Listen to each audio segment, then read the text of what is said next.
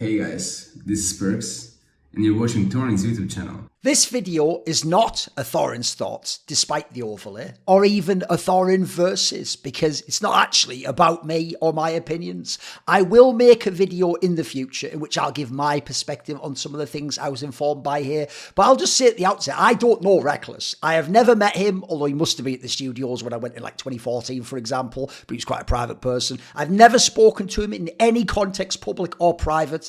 This is a video following a deep investigation into Rekkles' career by the people that were around him. I spoke to teammates, coaches, people within organizations through his whole career. I have never had this many sources talk to me about a story ever in my entire career. This video is the testimony of former teammates and coaches of Rekkles from 2012 to 2013. Now, you might ask yourself, why is this video necessary? Like, why can't those people just tell their own story? Why haven't they told their own stories before? This is the problem. There has been a conspiracy of silence around Rekkles' behavior and his career because even though the stories would sometimes percolate out one or two here or there, or teams would sometimes discuss things, or a player would say something when he joined a new team, or he heard someone was going to join a Rekkles team, or he'd left the Rekkles team, everyone, I can tell you, almost to a man, was either afraid of the backlash or thought it's not worth dealing with. I mean, they just thought, what's it even going to gain? So people find out a story of him acting like a diva. How's that going to help me? And the perception was the huge fan appeal that he has and how good he is at projecting an innocent image for his fans and deflecting blame would mean that it would just mean the person coming out and giving their testimony would just be hated on, told they're a liar, everyone would pray for their downfall. It could even potentially, by the way, affect their career. There was the perception that because this guy was a top player and had been for many, many years, and crucially, as you saw with that G2 sponsorship, was a massive sponsor draw and potentially tied into the actual deliverables of huge sponsorships from giant orgs in esports. The perception was you might have to play with him again one day, or you might have to coach him one day.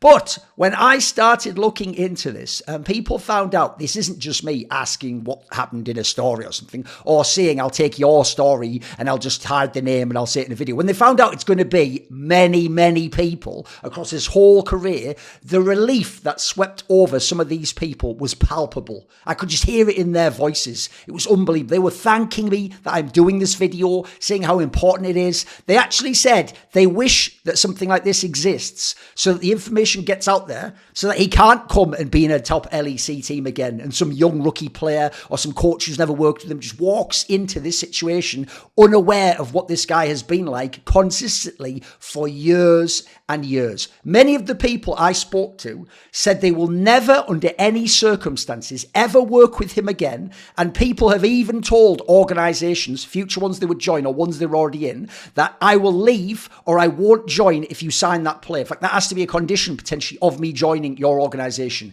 Some of them said he is the hardest player they have ever worked with or coached. And twice you will find out, people tried to replace this guy in FNATIC with Forgiven, who was retired / inactive and even in the army at one point in time. And when he would have come out of the army, that's when it could potentially have happened. So if you know anything about the history of Forgiven, that alone is an insane statement, isn't it? Now, one of the other reasons why I actually thought I almost have to do this video is because during Worlds, Rekkles put out this tweet while the two organizations in question, FNATIC and G2, were competing at Worlds. And his tweet said, G2 not only benched me at the end of 2021 during the first year of my 3-year contract, but they also made sure that under no circumstances would I go to another LEC team for egoistic reasons, financial / easier competition. KC, Karmine Corp, saved me and also did everything they could to help me get back to LEC at the end of 2022, removing buyout if I agreed to not receive half of my salary for that year. FNATIC then, in turn, decided to bench me after 4 months of my 2-year contract, trying to get me out after a few weeks already, failing to do so at an earlier time. T1 saved me once again and is doing everything they can to not only support me during a continuous tough period of my life, but also help me as much as they can to make sure 2025 is a good situation for me. The villains were / are within the region I abandoned. Now, understandably, This caused a shitstorm of a backlash. All the Rekkles fans, it's like the banners were held up and they all came in, they lit the torches, everyone rallied. Oh, people were coming, oh, I'm so sorry for you, it's evil, oh, FNATIC and G2 are evil. As you'll find out in this video, it seems to me he has inverted the dynamic. FNATIC and G2, two of the best orgs he ever played in, and two of the best in the history of esports, have a laundry list of stories and outrageous things this guy did and even skated by on and was never punished for in public, except certain cases where maybe you didn't know he was being punished. And even then, they would sometimes just let him make it like it was his idea to not play that game. So when he said that line, the villains were/are within the region I abandoned. I can't stand liars and frauds, and especially cry bullies like this guy, where they're the bully and then they cry that they're the one that was mistreated after the fact, to then also curry sympathy and then turn people against the actual victims. Now, I will say at the outset of the video, I spoke to many people. Not everyone disliked him. Look, I'll say probably 85% strongly disliked him. Probably of the 85%, 30 to 40 outright almost hate him or have said things that were very strong about him. There were some that thought he was all right. But what's funny is, even the ones who liked him and thought he was all right, they would still acknowledge particular problems that he had. Basically, everyone had complaints about either playing style, champion pool, attitude, behaviour in scrims, behaviour in tournaments, or in the off-season. To emphasise this, a figure that doesn't even dislike him actually called him the worst example of a professional as a teammate and captain of anyone they had seen in 10 years in esports. So who is Rekkles? Let's run down his resume. He is one of the longest tenured players in LEC, especially on top teams. He has had a lot of domestic success. He is a 4-time LEC MVP. He is a 3-time LEC Finals MVP. And then in 2014, when they just did it for the whole playoffs, he is a 1-time LEC Playoffs MVP. 6 times he was LEC/EULCS First Team All-Pro nominated. And over his career, he had a total of 11 All-Pro nominations. He is a 4-time LEC champion, admittedly as the EULCS, and he is an 8-time LEC finalist. Internationally, he also has a very good record. He is a Worlds finalist, the furthest that the West has gone at a League of Legends World Championship. He is a 2-time World semi-finalist. 5 times his teams have played in the playoffs of Worlds, and 6 times he was a representative of Europe at Worlds consecutively. Also, before we came to the LCS era, he placed second runner-up at the legendary IGN Pro League 5, IPL 5, losing to World Elite, which is one of the best results actually that a Western team had ever had against elite Asians. He also made 1 MSI appearance and made the semi-finals. He was the first player in LEC history to ever hit 2,000 kills. I've divided this video up into sections, and you will see in each section, I'll try to, where I can go chronologically, but obviously between the sections, we'll bounce back in time and go through the career again. I thought that was better than just picking 1 year and doing it all in a row, because it would get really lost in that way. So it's more going to be by theme. So the first theme is Rekkles' personality. Now, almost everyone says he's a very disciplined player.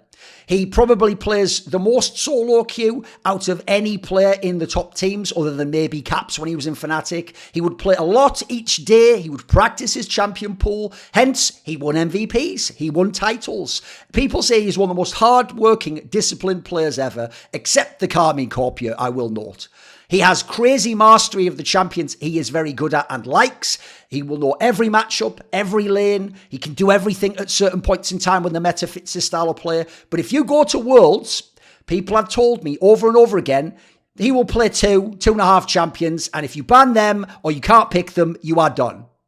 He is by far the hardest player some of the people I spoke to have ever worked with, even when those people have very famously worked with Forgiven, Upset, names that have a self-made, people that have a notion that they're difficult to deal with and you just can't get through to them. Some people just thought he was socially inept. He himself came out with an interview with Caitlyn where he's revealed that he had received a diagnosis that he is autistic. I won't comment on that at all. I think that would be inappropriate. Now, I will say the people around him, almost to a man, all brought up, often of their own volition, that they actually speculated that he had some kind of disorder. A lot of people would even say, obviously I'm not a psychiatrist, this is what they would say, I'm not a psychiatrist, or, I don't know what the actual term would be, but he had some sort of severe personality disorder. It was described to me as fitting the classic dark triad traits. Someone even said they thought he was actually a psychopath. Someone else said sociopath. And they said that one of the reasons they thought as much is they had seen him have big emotion in front of people to someone, and then all of a sudden just turn it off and just be a blank stare and just look away. Like it wasn't real, or he could just flip a switch like that. It was a very common trend that people said he gives a great first impression when he meets someone. Almost anyone he meets, he can be social in that sense for the first 10 minutes for the first night. They said he can be charismatic, he can be friendly right out the gate. You think, this isn't the person I've heard the stories about. But the problem is, they say, give it long enough or start to work with him, and he always turns. And the mask drops. And then the problem is, a lot of his people who worked with him couldn't handle that. They couldn't accept it. There were teammates, especially younger and more inexperienced ones, who really struggled when they experienced that darker side of his personality. They weren't experienced with dealing with, as I will quote, fucked up people and situations like that. All the stories are similar and have a thread that weaves through them all. He's incredibly hard to work with, even though he works incredibly hard at the game. He's very two-faced. He would act like the nicest guy ever, then he'd be dead inside just looking at a wall. He would power play and do manipulative bullshit over and over and over. And every time you think he's stopped and he promises to do X, Y, and Z, and it's going to be different next split, and he acknowledges that, he'd come back and it would all happen again. At his best, he was very good. People say he could also just turn on the charm. He could fake it. But that's when things are going really well, when he likes the way things are. When it doesn't go well, he breaks and it gets very ugly. He doesn't know how to relate to people on a deeper level. By the way, anything I say now, just assume it's like they said, someone said, I'm not the person saying these things. He doesn't know how to relate to people on a deeper level. He doesn't have many friends. Apparently, he didn't have a very good support network or friend group. At one point in his career, in the latter years, suppose he had a friend circle in Berlin. But then at one point, when he joined Karmine Corp, people told me he just ghosted everyone. When things would go bad, his standard default was to retreat into his bubble, and he wouldn't reply to people, or he'd reply to someone weeks later. Even among players, they often felt like he couldn't relax around them. He always had to be reckless and be that character. When he locked himself in a room in Season 6, that will become a common trend that different groups of people thought only happened to them because things went badly in that season. This happened like 3-4 times in different years of his careers. When he locked himself in a room in Season 6 in FNATIC, one of the worst FNATIC periods ever, it's only because they had a fellow Swede. If you remember, they had that player Klaj, K-L-A-J, the Swedish support. So he had someone to talk to, someone to relate to. He was friends with people like Febevan for a long time, but then I've heard egos got involved and maybe that was broken up at one point in time, especially when they weren't playing together. And it just sounds like one of the most tragic things about his career, but then I lose a lot of sympathy when I see how he's behaved to people. It sounds like he's very alone in esports. I have to say, even though I was horrified by some of the stories, there would also be times I actually pitied him and I thought, is there no way this could have been done differently? Did it have to go this way? So I've heard one of the reasons he is alone is League of Legends, and his image in League of Legends is everything to him. Not winning in League of Legends, his image and the perception of him in League of Legends. So as a result, people even speculated he can't actually be sure. Think about celebrities and rich people. People think he can't be sure if people around him like him for Martin or Rekkles. And they've even heard him use that divide and talk about himself in a third person, like, this haircut's more of like a Rekkles haircut than a Martin one, and say strange things like that out loud about himself.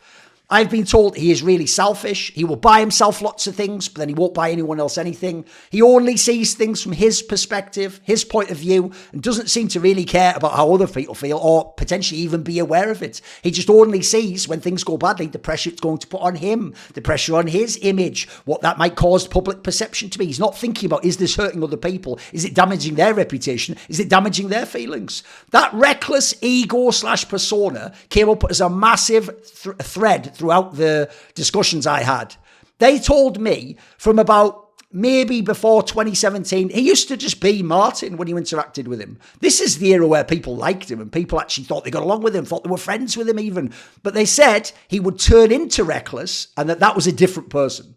I mean, one of the things that a lot of them even speculate, some of them from the old era that didn't play with him in the modern day, and some of the people that were around him at the time, said they think that's actually why he's gotten all the tattoos. Because one of the strangest things is that massive tattoo on his back is of the champion Varus. And it is told many times in his career, he hates the champion Varus, not least because it isn't mobile and doesn't have an escape. So the idea he would tattoo that, that's wanting people to perceive him as someone who loves the champion Varus. For whatever reasons, you can potentially speculate or guess that yourself based on the rest of the video. And by the way, there is a ridiculous story about that tattoo that will come up later on in the Karmine Corp era. I've heard he goes overboard trying to figure out his identity, potentially by doing these external things, tweaking his image, and that someone even described it as, it felt like he was trying to destroy Martin to create Rekkles more fully. Whether that be a haircut, etc. Many people stressed this angle, by the way. A lot of them that felt sorry for him said they actually felt that he almost had like child actor syndrome. That he had the issue that people who are famous from a young age and adored and praised and given lots and lots of spoils in life, that it can warp them. And that they felt like it made him feel like he didn't have consequences for his words or deeds because he's Rekkles and he'd always be in another team and he'd always play with someone else and he'd always have everything go his way and people would always bend to his will somehow. And they said, this is pretty harsh, but some people said it felt like towards the latter part of his career, there was very little actual human. There was very little left of Martin inside. I have to say, some people said that with like actually kind of a wistful, sad tone in their voice. Some of the people speculated that one of the things that could have started him down the dark path was in 2017. They think that FNATIC lineup sort of broke him. There was some stuff going on with that coach Cubs behind the scenes, apparently. They say he pushed away even the people who liked him and cared about him. There's a whole bunch of people in the org who did. He's someone who apparently needs certain things fulfilled. Like, he needs to have the description, even though it's obviously exaggerated, was he needs eternal love with constant ego stroking, no confrontation at any point in time. And they say that in 2017, by the summer, he'd just become worse and he'd started hiding in his room. And one person even told me from this era, when he was starting the transformation, as it were, the werewolf break, they told me that he literally made them lose faith in humanity because no matter what they did, no matter how they tried to accommodate him, he didn't seem to improve in terms of his behavior socially or in terms of how he behaved towards them. And it actually just, it almost depressed them. They said, and this is a very common theme, that you almost have to read his mind or know what his internal monologue with himself is, dialogue, I guess, or else he'll just take it as an attack that on his persona and himself that you don't know what he needs. And one of the most famous things I was told was that he does not have personal accountability in any sense. He is not believable even when he admits to a fault. You always are just going, right, when's the penny going to drop? What's this leading to? What's he setting up here? What's he distracting me from? Is he playing for time, etc.? They said almost across the board, he never took accountability for what happened. As I said, some people described him as sociopathic.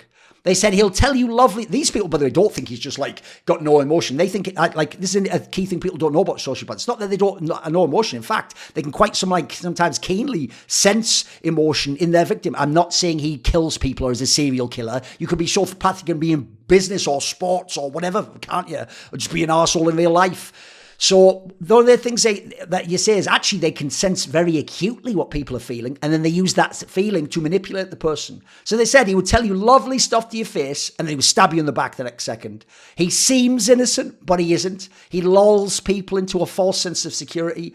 He has no reflection on what he's done, no remorse for his behaviour. They said he never broke character. He never admitted he was wrong. He never apologised for anything, at least in the FNATIC era, in a believable way. And you would just get dead stares or fake saccharine niceness.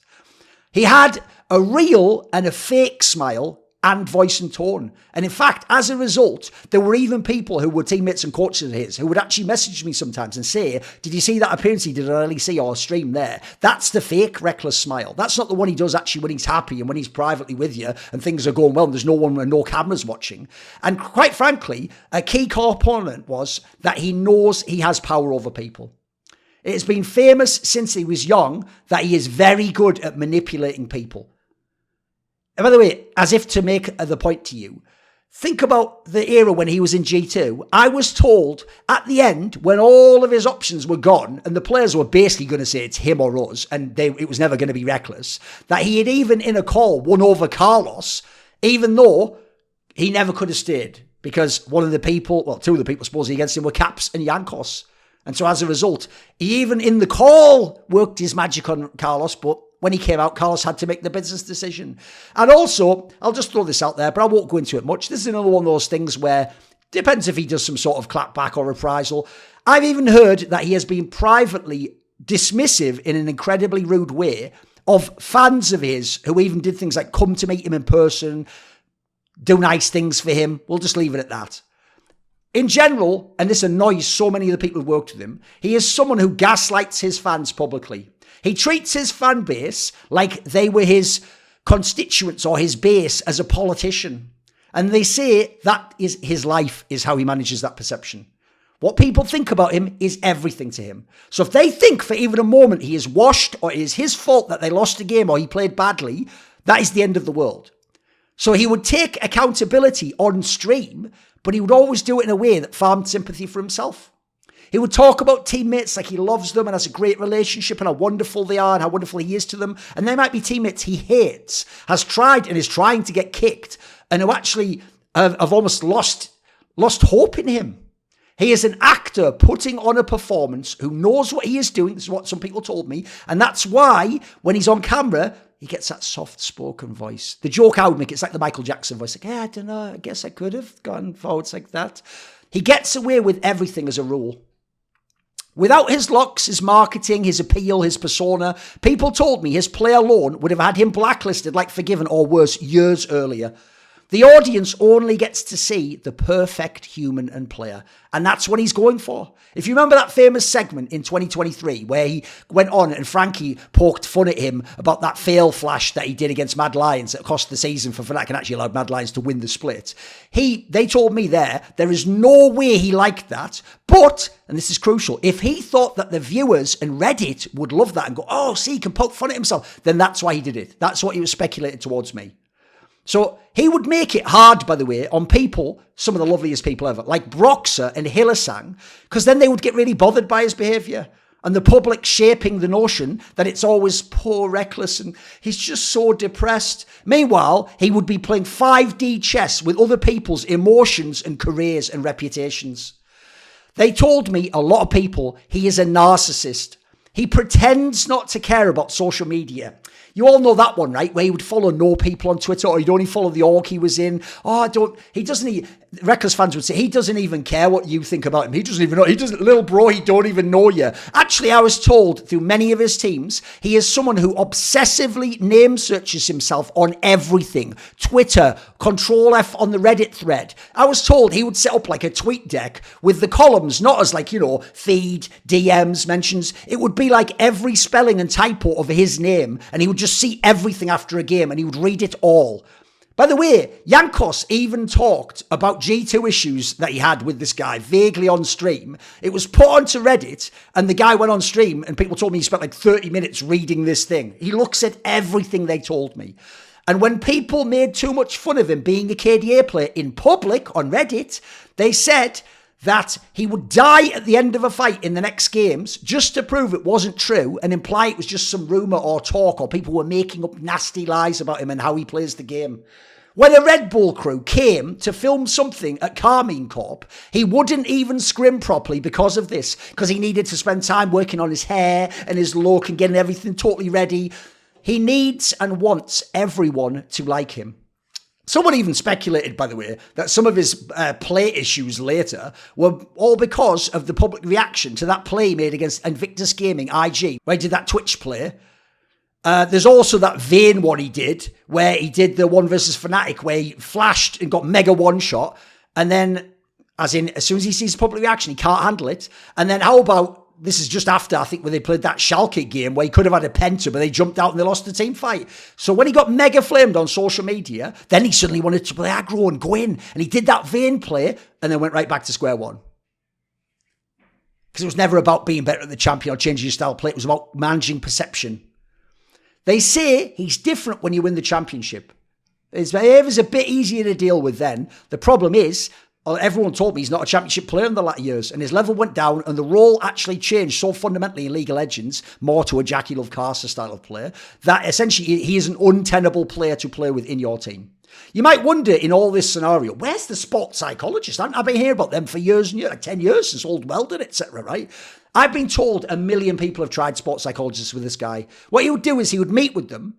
It would appear like it's working. Suddenly he's all reflective and humble with them. And then, as in he just turned it on. And then it would turn out there'd be no result. Nobody could crack him. Nobody could help him because he was faking it. He wasn't telling them what he really thought.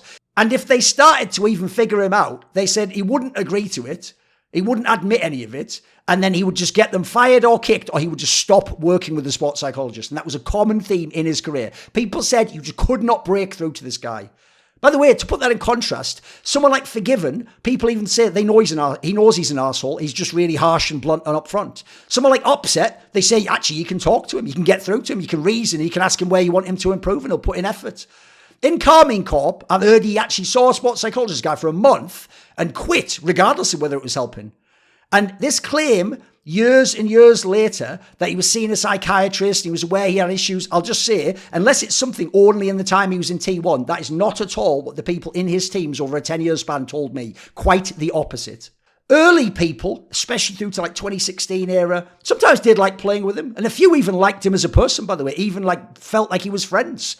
Although, by the way, when I informed some of these people, the other stories from other teammates and coaches that actually he tried to have them kicked from those teams and that sometimes he manipulated them to be kicked, a lot of them all of a sudden kind of saw some of the veils removed and kind of saw a different light around him. They say in early FNATIC 2012 to say 2014, they say he was just a happy kid. He was a guy who enjoyed the game. He didn't want to go out. He practiced a lot. He would actually be laughing. There'd be good vibes in the team. Obviously, he was the younger guy. They were all like veteran elder players who were monsters and could do what they wanted in the game.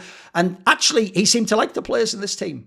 Many speculate or outright state he just got worse later due to fame and other factors, but most notably, even people who liked him agreed with this. They said it's because he was never properly, publicly punished, corrected, or outed and shamed. And that because it was always dealt with internally and often not, as you'll find out later on with some of the stories, that actually this is also a factor that made a lot of them quite upset and quite bitter towards him.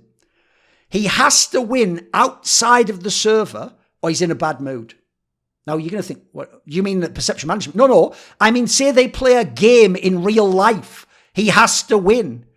If you beat him in the game in real life, he will go and int the scrims and has even done it in stage matches before. And so as a result, an actual tactic to handle this guy was to actually try to play other games like board games, football, cards.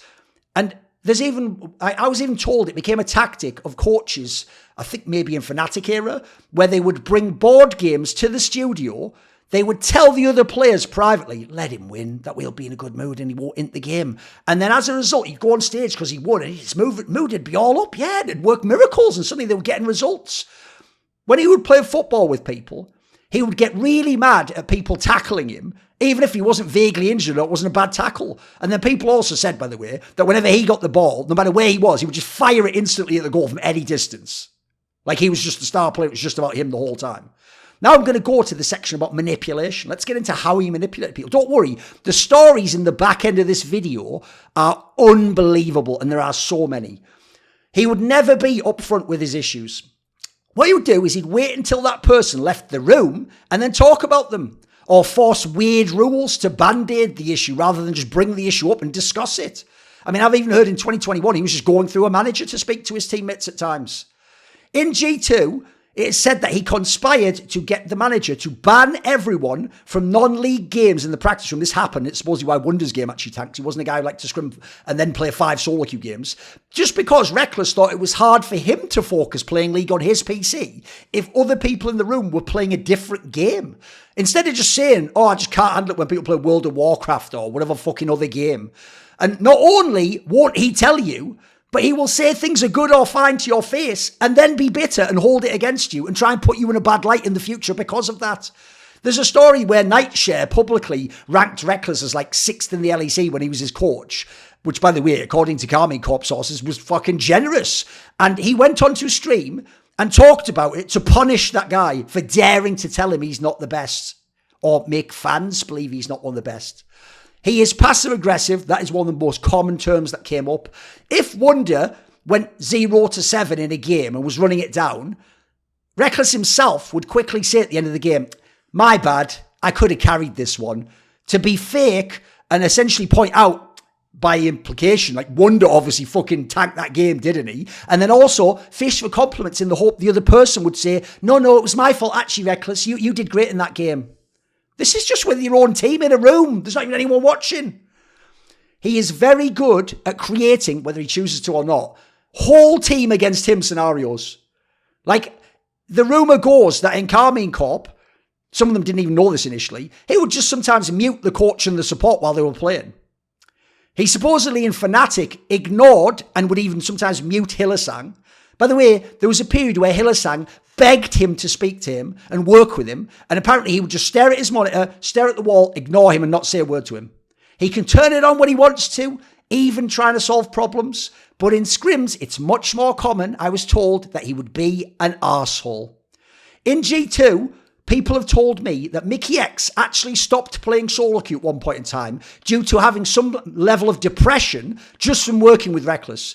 One of the common trends is, even though some people have won with him, they say the overall diagnosis of playing with him was that he made everyone else worse on some level.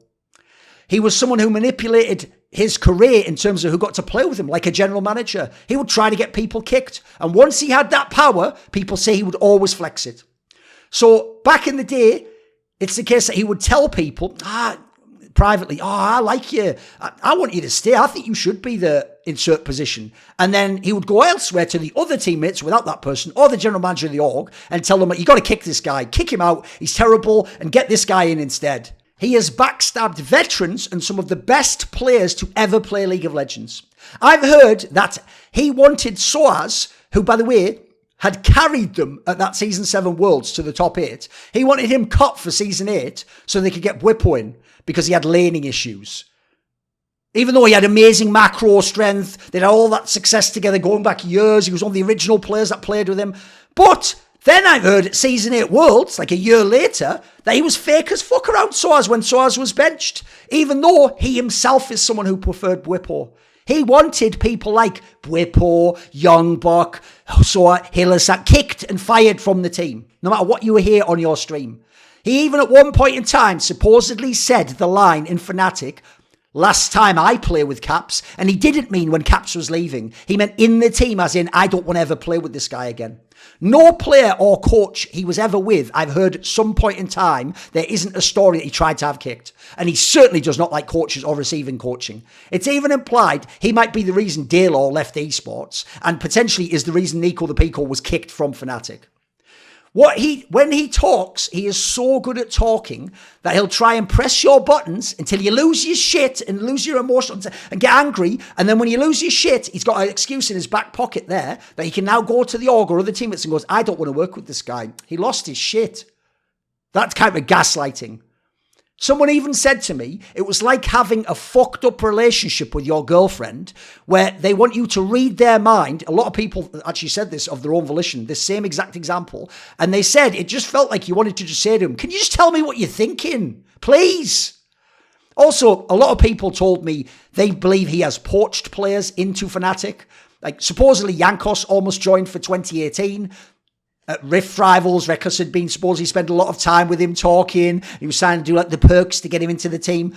Because he gets his own way, the option becomes, when you acknowledge this behaviour is happening, right, either kick him or play around him. And the smart coaches actually quickly learned you can't discipline. So you have to go the other way. You have to make it seem like you bend into his will as much as you can and then sort of psy up the other players into thinking that that's helping the team to win if they sort of make it seem like he's right and that what they're doing is good and that no one's blaming him, etc. And so a lot of people essentially just said, I mean, he was doing it to himself. They kind of just quarantined him away from the other people as much as possible. So then it was just about the play, not about the social aspect. He would make promises to remain in teams, agree to change, and then days later, nothing changed. It turned out to be empty words. You pissed people off, and he wouldn't give a fuck. He'd gotten through that moment. He changes the intonation of his voice, as I've said, to appeal to people because he's very aware of what people want to hear. And then he's also fake humble in the game when he dies and loses. It's just weird manipulative mind games all the time, and you never quite know what he even thought of that game he just played. Supposedly, when Youngbuck was in FNATIC, people say actually Youngbuck tried to come in hot and heavy and discipline him because he'd heard some of the stories. But Youngbuck himself ended up getting fired and let go, didn't he? So I think we know who won that one. By the way, there were other coaches that had to leave as well. Some of the greatest coaches of all time have won many championships if you don't know. Supposedly, he wouldn't in the playoffs or worlds to be petty in the FNATIC era, but he would do it in the regular season or Rift Rivals or scrims. Don't worry, those stories are coming and they are fucking heat. And if you fuck with him or he perceives you to on any level, you will pay the consequences, and he is even verbalized as much as a threat to people, including on stage before games and in draft. In Karmine Corp, he would put himself into bad situations in the game to punish teammates in scrims and officials. The tier 2 angle is one of the interesting ones, this tier 2 turret thing. They would say if the jungle was bot side on a crash, he would just let the other bot laners farm, take free plates, one of the cardinal sins in the game, because he didn't want to die once in laning phase. Even if the wave was frozen to the enemy side, and instead of using mid-prior and jungler to break it, he would just run mid and be like, I can't be bot anymore, look at the wave. And the players were so thrown off, this is in Karmine Corp and in ERL, that they just were like, oh, okay. And they would just try and work around it. So there would be games where Sakan would be bot in like 6 minutes, or they'd just lane for 2 people for a few minutes in mid. And if it didn't go his way, he would punish everyone. He didn't talk for the whole day after he had an argument with one of his coaches and was told he had to fix his shit around spring, so he just blamed his support who wasn't there and said he couldn't win with him. Now let's get into his playing style. In the era through to 2016, he would refuse to play some champions, but it didn't matter because if you go to like 2015, they would win and they could band-aid around it. His weaknesses hadn't been exposed and people hadn't figured out what they were yet. He had a lot of strengths. He was a really strong mechanical player. He actually had a decent feel for when to play a conservative style, but he also did have insane weaknesses and would play too safe at times. He didn't evolve or want to. He didn't want to change his paradigm of how AD Carry was played, especially to the modern era where people tell me if you're alive the full duration of a team fight and spell rotations, that's the ADC that wins the team fight. His problem was he actually was stubborn in a similar way to Forgiven, I was told. He just wasn't vocal about him. And he did not understand the importance of plates. At the time, Asian teams were so much better at playing for plates. And so if you had Rekkles, you automatically started at a loss against their stud bot lanes. By the way, I already know people are going to go right about top esports in 2020. Just wait until you find out. In 2018, they tried to get him to play more aggressively because he had Hylissang, and he just didn't see it or want to do it and wouldn't comply. He side lanes all the time, people told me. They even, in teams and in other teams, rivals, nickname the bush between tier 2 and tier 3 the Rekkles Bush, because what he does is catch part of the wave and then go and hide in that bush. So he just can't be seen. He doesn't engage, he doesn't group with the team, etc. He doesn't want, and this is the most crucial part, he doesn't want the responsibility of carrying the game. There were times, they said, when if everything was right, he had Tristana, it's a good matchup. Then sometimes with Hylissang, he would play aggressive. And he would be down to play aggressive. He would kill people, he'd be in the zone. But when he was hitting life in the team, he would just default to trying to make himself look good at the expense even of the win. From season 7 onwards, he just wanted to play champions, everyone told me this in his teams, that can escape or protect themselves. It wasn't about the comp and what's strong. He didn't trust teammates to peel for him or to protect him, even though he doesn't call for peel in teamfights. And if you actually know, by the way, just before we go off this, if you remember the old meta in season 7 where jungle mid was massive, the meta back then was you take the enemy golems and you dive the bot from blue side. They could not protect him from being dove. Every solution he had for it never involved the jungler, but he would still be mad at the jungler if they didn't dive. So he wants to be the source of the solution, as in the one who came up with the idea, but not be the one who actually does it. Not be the one who, it's more like you do what I say. People even say Forgiven was easier to deal with this because at least he was up front. And in that Rekkles Bush, by the way, even that era in season 6 or whatever, where he played like Kennen, people actually say that everyone knew that he'd just go into that brush. He was very predictable. There was nothing secret about it. It wasn't hidden on the map. You knew exactly where he was because you couldn't see him on the map. One of the things that people say was very annoying is in the era when you could TP bot whenever you wanted, it became a massive meta component to set up those ganks in the bot lane. So if the enemy just set up to try and dive bot, he would always just leave the tower and just sit in the Rekkles Bush. Even if, by the way, by dying, he could have gotten multiple kills or saved the wave lane and lane state, he would give up plates all the time, and he was way too scared to die under the tower or trade. He just didn't want to die or be seen to have died in the game. They say he was good at knowing what to do when he had a lead when he was in G2. By the way, he was best when he was on Senna or a supportive champion. He'd be good at the mid-game knowing what to do. But they say it was incredibly hard if he was on a hyper carry because he doesn't ask for resources, so people can't play around him. Meanwhile, think about someone like Hans Sama. They say if Hans Sama gets ahead, he wants his jungle to permanently be on his side so bot can move as 3 and he doesn't lose his lead. In Karmine Corp in 2022, he couldn't manage waves, so they were trying to get around that by changing his champion or how the entire team played, which gets now to how he comms. Right, I've been told in the early days he didn't even comm. He won't comm when he isn't joining a fight, and it's actually going to be 4v5 if you go in. He doesn't comm his intentions when he plans to just side lane or move around in the mid game. When he isn't 100% sure what he's going to do, he just does stuff and doesn't tell you. He had voices in his team, but some of them were too quiet earlier in his career, and some of them were too vocal for him.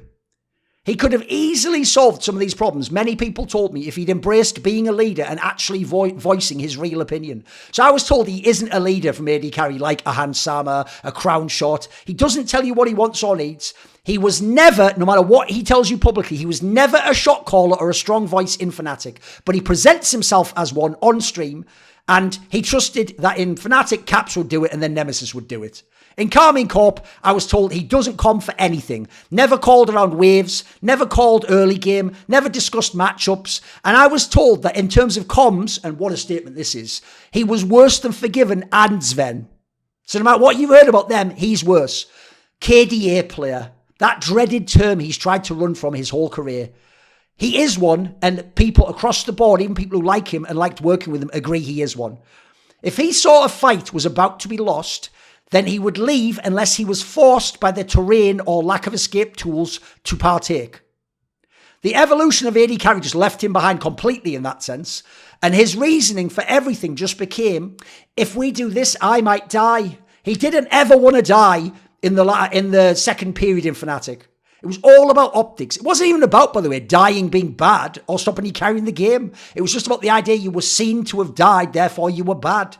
One of the worst things, and even though it's so minor, this would piss people off because it just showed them he wouldn't give them an inch, is a lot of his teams hated that he wouldn't even die as a gesture from the fountain when the enemy's about to take your base. In Karmine Corp, they say he wouldn't even go and take a mid wave so the other team couldn't end. If he thought in Karmine Corp the fight didn't look good, he'd say, I don't think it looks good, and go out of the fight, which would just demotivate all the teammates that were going in and trying to fight and take the fight that they're all agreeing to do. When he was in LEC in 2023, Karmine Corp people even saw him do the same thing and used to laugh with each other about it. And these people absolutely believe in the latter areas he definitely played for KDA in team fights. If he or the team was mental boomed, he even would go into games with a goal of just having 0 deaths, not even winning the game. He did have times where he played aggressively or well, especially in FNATIC 2017 to 2018, but he had way more games that were just bad shit, they say, privately and publicly. By the Karmine Corp era, he would be played so passively as ADC that it was described as the game felt like 4v5 until 20 minutes, then 5v5, but to get there was so incredibly hard. You had to build the entire team around the idea you would be 4v5 in the game for 20 minutes. He gives up CS, but then makes it seem like the team didn't set him up. And in FNATIC, at one point, he would just refuse to buy Last Whisper because he thought it wasn't his job to kill tanks. And also, he would steal kills for Pentas and last hit champions and not properly team fight and just stand back in the fight doing 1 or 2 auto attacks. Interestingly, as you might have guessed from his career, he was afraid of specific people to face though. Hans Sama, apparently he was scared of, but would at least try against. People tell me he was quaking in his boots facing Uzi. He would even say, he's just too good, like I can't do anything against him. And then he would go and play his most passive champions, give up the lane from the beginning. And so he never had a chance, and the team never had a chance. One of the reasons, supposedly, in Season 8 that he locked himself in his room came from scrimming against Uzi. Not even, by the way, about how good Uzi was, but it's the fact that he was the most famous player at ADC and had the rep as the best. And so Rekkles built it up in his head, people speculated, that he didn't want to look bad against the best. When he would face Forgiven in that era, they said he just wanted to lane swap all the time to avoid him, but that made the first 10 minutes incredibly predictable because he knew the lane swap was coming. In Karmine Corp, he supposedly, even though they're an ERL team, didn't want to scrim against G2, the best team in the entire fucking West at the time, because he didn't want Jankos to then go on stream and talk about it if they lost to him and G2. So as a result, the team figured, well, there's no point. If he's just going to get depressed like that, we won't bother. But by the time it got to the summer, the team was in such bad shape. G2 wanted to scrim again, so they did scrim. There'll be plenty more scrim stories coming, don't worry. People tell me Hylissang was the right partner for him because Hylissang's really stubborn and will just brute force the game, whereas people like Mickey X and other supports he's had, they try to be more adaptive and try and play to your style and your way. And by the way, a lot of people have insane admiration for Hylissang in these teams for being able to put up with Rekkles' shit and his behaviour. And the fact that he would somehow still keep coming back and try and win the game and go for the play and make a pick and dive in and hope that Rekkles followed him. And they could not believe that this guy was able to tank all that emotional aggro. His skill decline was noted by many, and the fact that the role had changed. People said in the LFL, he didn't understand why top AD carries played aggressive and snowballed. He thought they were just playing the wrong way or gambling. He won't die when you need him to, because they have a slow push built up coming in. He'll just go to the tier 2 tower and sit there. People who have played with him or knew about him could also use all of the above weaknesses against him in draft and in official games, including finals. More stories to come on that later in the video. By the way, there was even an era when coaches in a team used to play this game where they would hypothetically draft against each other, one of them mimicking the opponent and what they might pick. And they said when they had Rekkles, it was just impossible to win even a theoretical draft because of what you knew and because of what was possible to be exploited in the game. Think of like MTG theory that LS always goes on about. In terms of champions and champion pool, it was very difficult to get him to progress on champions. You would decide, we're going to try this new champion. You'd win on it 10 times. And if you lost once, all the trust was gone. And he would say it is unplayable. In Season 6, this Ashe thing comes up again and again. Suppose he had a game of Ashe and then he just said, this champion is useless and wouldn't play it again, which became a recurring theme that he was set in his ways, not least about the champion Ashe. He would play Jhin or Tristana all the time when the champion pool was limited. In that sense, he had a similarity to Forgiven, by the way. Forgiven also was absolutely locked in terms of what champions he was willing to play. Supposedly, this is actually the negative part of Rekkles' work ethic, because he always felt like to play a champion, he had to have practiced it a ton and know everything. He can't just play it.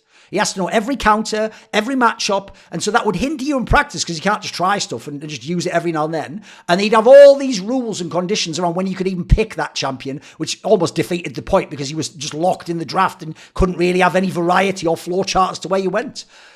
He would play stupid when he didn't want to do something or play a champion. He would feign ignorance and just play really badly in the game and int. There was one period in 2017 where apparently he wanted to play Ashe all the time on a patch, but then it went the other way. He was getting wrecked /inting in all the scrims, and he'd overplayed it to the point that they didn't want him to play Ashe again, even if it was strong, and so he just got to default back to Tristana. He didn't want to play strong meta champions that weren't already his comfort picks. Lots of stories coming later on that, by the way. So he went, people told me, from earlier in his career, the first half, being one of the hardest to draft against, along with perks people noted, to ending up with insane, like Vayne Thresh bot lanes that should never be played after 2015, I was told by some of the best players of all time. And he even played, by the way, a Vayne Thresh game in G2 on stage. So you can see here, in 2021 on G2, in the summer split, in week 6 against the eventual finalist FNATIC, he played Vayne Thresh in bot lane, and people tell me that is not a bot lane in this era at all, and he still played it in an important match. As a result, people in G2 said that they kept having to ban Thresh all the time because he can't play versus Thresh, just something he won't do or can't do conceptually, and then he can't play with Thresh, and that if Thresh was picked by the opponent, he would think it's already over. The game's over before we even started. At Season 8 Worlds, in the semi-final against Cloud9, where you remember they just clapped them, he actually basically forced the team to have to ban Lucian and Draven in the first 2 games because he just couldn't play against them and couldn't play them himself. And supposedly he claimed that he would work on it in the off-season, and then when people went and checked his OPGG, he never played a single game of them. And that similar things had happened in the past with Varus, where he'd also said, oh, I'll play Varus, and then they just played no games whatsoever. And that even in 2022, he was refusing to play Caitlyn. People told me that you have to convince him to play a champion by mind gaming him. You have to tell him something like, you know what, it's a pretty easy champion to get Pentas on, or, hey, look, this other player who's much worse than you looks great when they're on that champion. That might entice him for a little bit, but he'd still revert to the same behaviour. For some reason, when Zeri came out, was busted and every ADC was just getting pentakills all over the place, he needed to play 50 games on Zeri, he said, before he would play it in a single scrim. He just didn't want to look bad, even in a scrim. And then supposedly at some point in Karmine Corp, he said, I won't play this champion again if you pay me $1 million. Funnily enough, they were paying him something like a third of that. Senna, by the way, worked because it's a supportive champion. He could shoot across the whole map and still be in the side lane. He would play, people said, constantly mind games over champion suggestions and feedback. So if he was told to play Ashe, he'd say, okay, go silent, insta-lock Ashe, just throw arrows mid all day long, later feigning ignorance. Like, oh, I thought I was supposed to just throw arrows mid. Every single arrow would just go mid until it was on cooldown again. And then he would have like 9, 10, 12, 15 deaths, clearly inting the game, running around, being an idiot in a way he would never normally play. And then afterwards, he would be passive and aggressive about like, hey, we can play this champion some more, you know, so I can get a feel for it. He didn't want to play Varus, no matter how strong it was, because it doesn't have an escape or a jump. And that became, they say, from that second FNATIC period onwards, what he was obsessed with was 0 death missions in-game. Instead, his champion pool, think about it, were the escape champions. He would play Kennen, or Tristana, or Xayah, or Senna, or Sivir, or Ezreal. If they forced Tristana and the draft didn't make sense, then they just had to play around bot and gank to overcome the deficit. So that means, by the way, at certain points in his career, Soaz or Bwipo had to weak side and sometimes essentially even just gank bot lane when possible.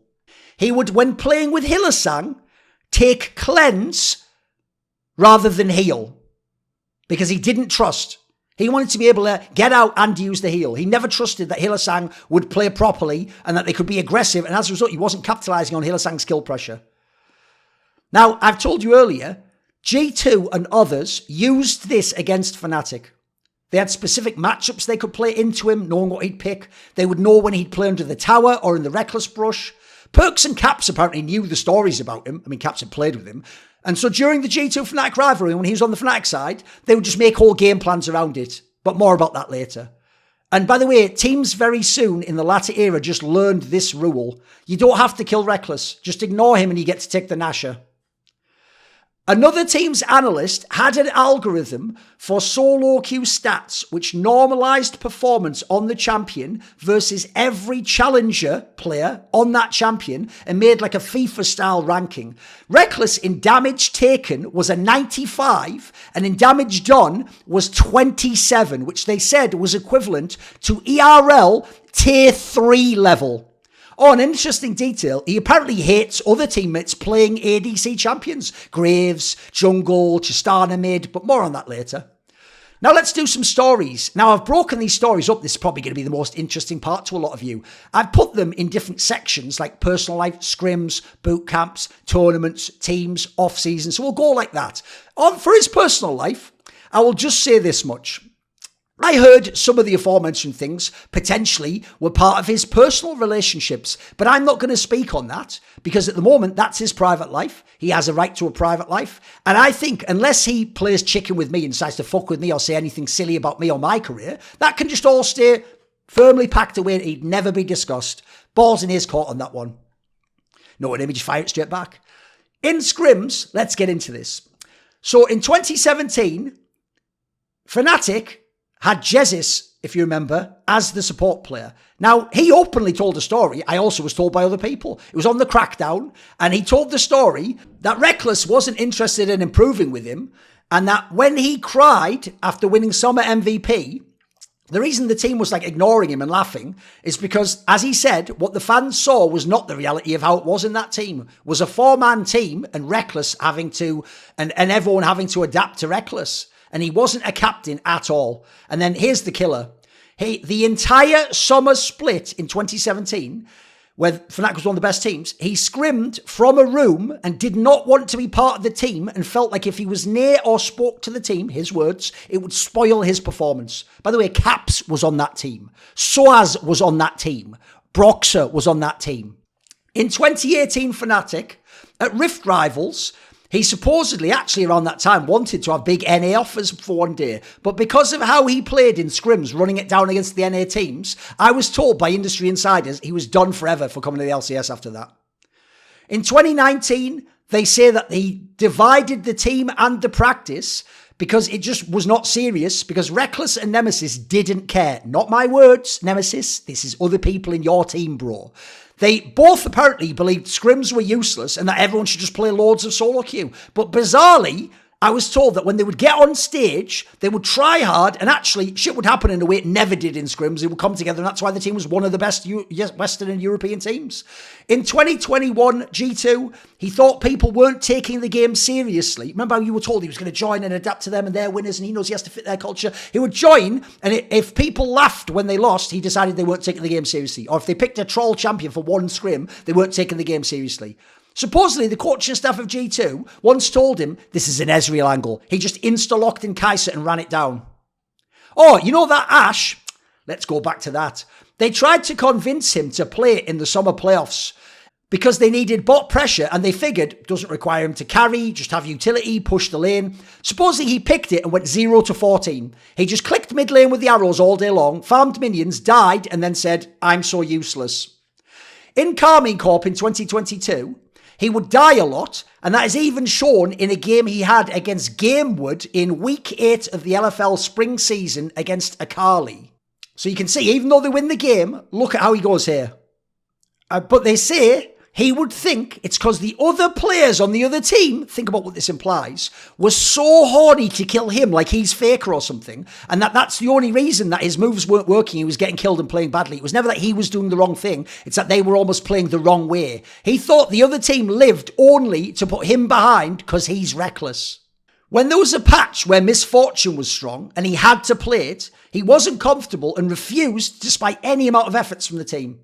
They got him to scrim and it was okay, but never became a draft angle. Then the day before a match, they're doing the match prep and then he says, I can just play Misfortune. But he hadn't played it and now brought it up out of nowhere. And so he got shown up by the coaching staff. They couldn't even tell in Karmine Corp if he was inting because he was in such bad situations, making bad decisions, doing the wrong things on the map. And apparently in Karmine Corp, it was revealed that he had never used ProView before in 2022. In 2023 FNATIC, people tried to tell him, if you have both summoners up, you have to try, because if FNATIC fucks up, the game's over. He did it for 3 games. The 4th game he died and just went back to the tier 2. People in Karmine Corp laughed at even seeing him revert to that behaviour. It was what they'd seen already the year before. Despite the fact he tells you everyone in Karmine Corp loved him and it was an organ that got him back on his feet. Now let's get into some bootcamp stories. These are hella spicy. So in 2015, at Korean bootcamp for Worlds, when FNATIC was the undefeated team in the regular split, were coming and like people thought they could come semis, they did, or maybe even win Worlds. Apparently he just refused to play with Yellow Star in the bootcamp. He wouldn't duo queue because apparently he just thought Yellow Star wasn't good. Then when he went to the pre-2018 bootcamp with Hylissang, he wouldn't speak to Hylissang a few days in because they had an argument where Hylissang gave him feedback on a trade, so he just refused to speak to him for the rest of the bootcamp. As in, they sat next to each other for days and days and he wouldn't speak to him. In later scenarios where he had issues with Hylissang, this was his common behaviour. He just refused to speak to him, and I told you, eventually he just had coaches do the talking for him.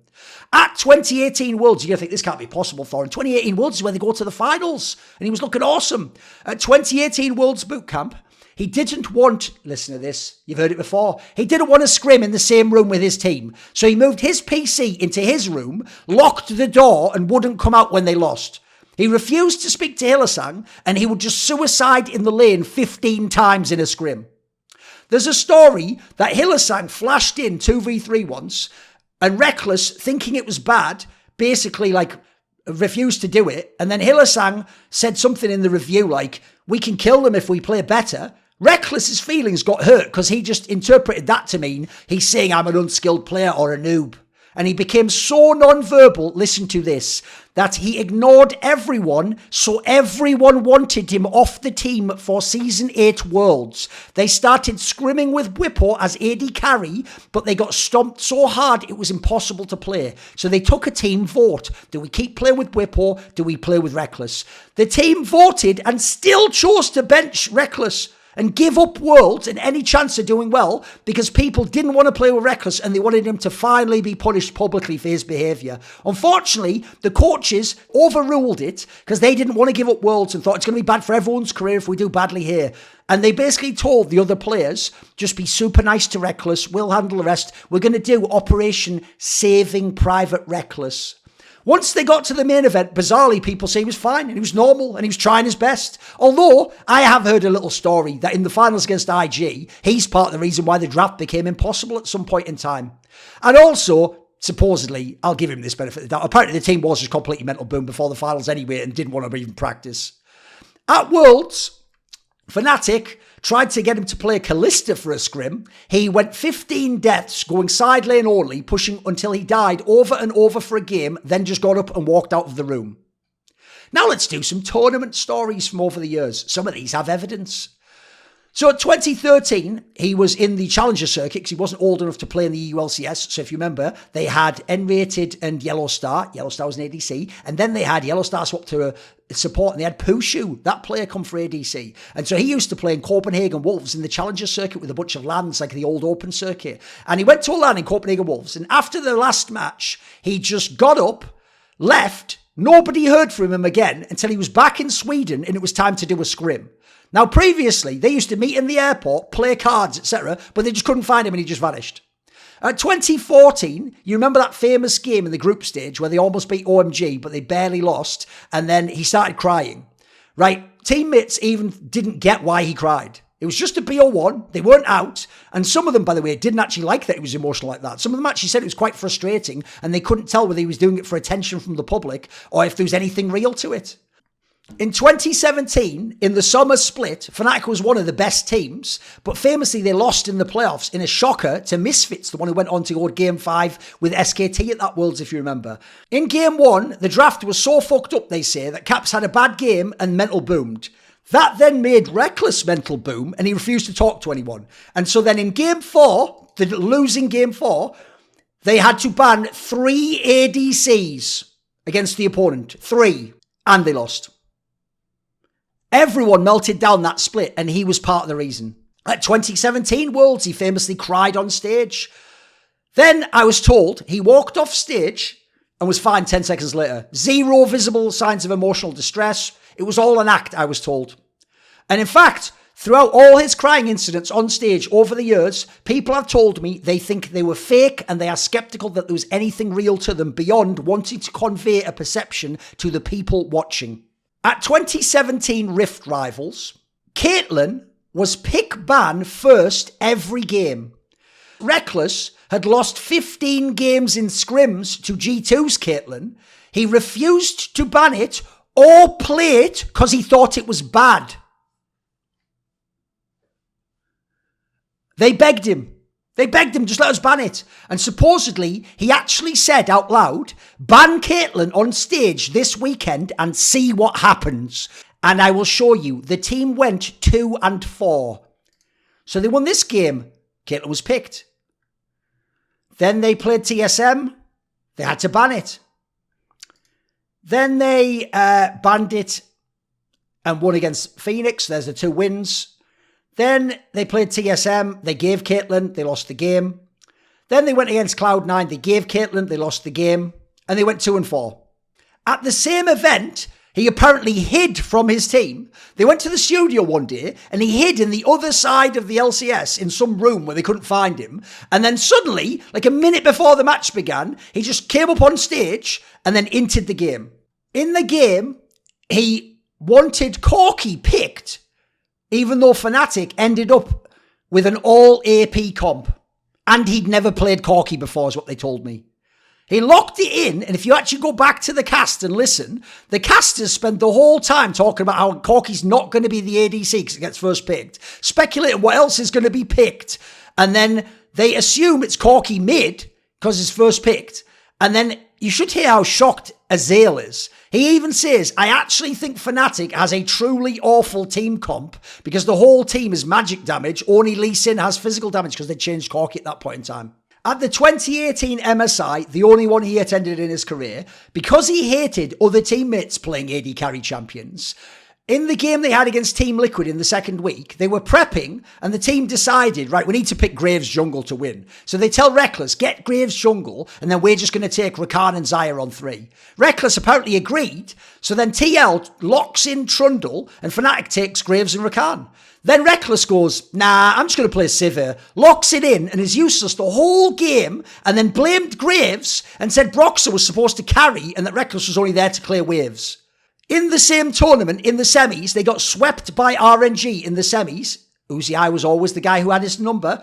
And he had a pentakill partway through game 3 when RNG is in their base. And so even though FNATIC loses, and this is the sweep game, supposedly afterwards he was so happy he had a pentakill and that everyone would see that he'd gotten the pentakill and killed Uzi. He sat under his turret, only wanted to play Ezreal into Uzi, lost turret every game, they say, stayed in base all the games, and Caps was trying his heart out at this time, remember? This is when he was like one of the best players. And he even got that pentakill as he's losing and was happy about it, and supposedly that tilted the fuck out of Caps. In the summer split that year, you might remember, he was benched, wasn't he? Or self-benched. Right, that was when Bwipo was playing AD Carry and it was the funnel meta. Now, Rekkles didn't want to play Swain and was losing hard to Swain, and so he claims he benched himself, but actually I was told he was just benched by the coaches. And that Bwipo had great synergy with Hylissang, and they just decided, for the sake of Rekkles' reputation, to let him say it was his decision to bench himself. In 2019, Bwipo had to band-aid Rekkles with Sion roaming to bot lane, and supposedly, I was told, hated Rekkles' guts and Nemesis for not putting in effort in practice, but that he really believed in Rekkles' ability and thought he wasn't as bad as the jungler in the mid. You can think who they were. And so, supposedly, Bwipo was fine with having Rekkles in future teams. That's why he could have even teamed up with like Vitality and some like super team years later. At 2019 Rift Rivals, they played one game in FNATIC with that player Dan from their academy team as jungler against Team Liquid in the first game, and supposedly Rekkles said out loud, because he always had a thing against Broxah, wow, this is the first time I got to play League of Legends in the last 2 years. Remember, he'd been to Worlds Finals and won championship with Broxah. In 2019 LEC Summer, in the upper bracket against G2, it was that double elim format with those 2 banger 5-game series, FNATIC was up 2-0 and then lost the third game, where Broxah had like a throw or something, and Rekkles went off so hard at Broxah directly for playing badly in front of the whole team and said, I can't play like this, which was extremely rare and tilted Broxah so hard the team lost the next 2 games and did not win that match. At 2019 Worlds, when they played in the quarterfinals against FPX, the eventual winners of the tournament, he went off so hard directly on Broxah again that then the series was completely over and Broxah was tilted. In 2020, the spring final had FNATIC coming from the upper bracket. And you might remember this famous scenario with G2 and this epiphany. Caps had this dream he had that we could play Cog and Lulu and somehow that would work, this weird bot lane when Caps was playing his ADC and Burks had roll swap back to mid. And then somehow that would just work in the draft. Spoiler, it wasn't an epiphany or a dream. I will show you what it was. If you see the draft here, Cog and Lulu against Aphelios and Tarm. Cog and Lulu against Aphelios and Tarm. So 2 games, Aphelios and Tarm. And that's the Cog and Lulu games. What actually happened was this. Caps already knew from playing with Rekkles and from all the other scrims, etc., how this guy was and how he would think and what his priorities would be on his champion pool. And so he even said, I'm told, they will pick Aphelios, which was the most broken champion at the time, and Rekkles will only play it with Tarm Kench because we're going to ban Thresh. So as a result, G2 game 1 could blind Lulu because he would then cry and say, give me Tarm Kench, even though that would be a criminal bot lane, I was told, a criminal one. And that G2 even felt bad for FNATIC's coaching staff. And put it this way, someone even said that apparently LS even said that this draft was good from G2, which says everything. If you know what LS's thoughts were about Grabs and G2 at the time. FNATIC, by the way, on their side, even knew this was an issue. And so actually came into this final with no hope once this all was being done. And actually, publicly, you've noticed, they always say that weird thing, even though they won the upper bracket, that they thought they had no chance and they never could have won this final. That's what they all say in the interviews. In 2020 FNATIC, Rekkles at the studio did stuff like tell the referee, can I have my team's volume turned down 95%? And then he would have the in-game sound so loud that he could barely hear anyone talking, and then he could just play the game and not be distracted by them. One time in the playoffs, he was told, like, look, we're not thinking about the heralding off. Like, be mindful and think about the bot wave. So then he didn't say anything. And in the next game, he just went to Herald in a bad situation and lost bot tower. And then after the game, he was like, I don't know, I was told to go to the Herald, so I went to the Herald. Because that's what he would do. Like a little kid, I was told, if he doesn't want to do something, he'll just do it badly and then sort of go, it's sort of your fault that I'm doing that though. Like, I can keep trying if you want, sir. In that silly little voice of his. In the 2020 summer final against G2, remember, FNATIC again came from the upper bracket. It was the same as spring. G2 came with new picks. FNATIC knew they've got a read on us. There's nothing we can do. We don't have any answers to this. And by the way, in game 3, Rekkles, who hates Caitlyn, played a fucking Caitlyn barred bot lane, and he hates Caitlyn. They were swept in that final, by the way. At 2020 Worlds, you're all going to think, I've got you there, Thorin. The trap card is he played so aggressive and great at 2020 Worlds against the top esports, one of the best teams in the world, against their bot lane, and mega aggressive, and they fucked him up early with aggro. They did. Now, I was told that what happened internally in FNATIC was, whenever there would be a cannon minion that was farmable for the enemy, Hylissang would just pink it and go and engage, and it would force Rekkles to play aggressive because Hylissang was such a psychopath and just couldn't give a shit anymore. Interesting detail for you if you want to brag about Rekkles at that tournament. Which is this. If you're going to tell me he played great and really aggressive at that tournament, let me show you something right here. At this tournament, we're going to go down. I'm going to show you. This is the tournament over here. So look on the left. You can see the names. I've got Season 10 Worlds. I've just clicked on ADC bot. And now I'm going to go DPM, damage per minute. I'll scroll down and look. Remember, it's ranked by damage per minute. So look who's at the top. You're some of the best players in the tournament. You keep going down. Remember, you're telling me you had a great tournament. What? What? Second from last? Now let's go and look what the number is.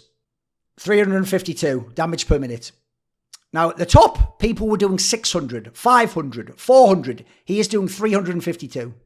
So people told me all the good players at that Worlds were because of Hylissang going aggressive and making Rekkles go in. And that he's the real secret MVP of that tournament. That actually Rekkles was trying to play conservative, and that Hylissang was the one that was controlling the lane. In 2021, in G2, in the spring, when Jinx and Kai'Sa got buffed and were completely broken, he didn't want to play them. He wanted to play the high nooners, the ones with the high noon skins, Jhin, Senna, Ashe. So supposedly he played Kai'Sa a whole week of scrims. It was going well and he was playing well. Then one day before they go on stage, he says, I don't want to play Kai'Sa. I'm so bad at this champion. Played it in solo queue and I'm bad. So as a result, when they went on stage and played against Schalke, Schalke first picked it and G2 lost the game. Then the playoffs came around against Schalke. G2 members plan Jinx and Kai'Sa. And if Jinx comes up, they're going to do a full dive comp. They're going to do like Nocturne, TF, Kai'Sa, and they're just going to fuck that Jinx up. Or they're going to pick Jinx themselves and do a peel comp.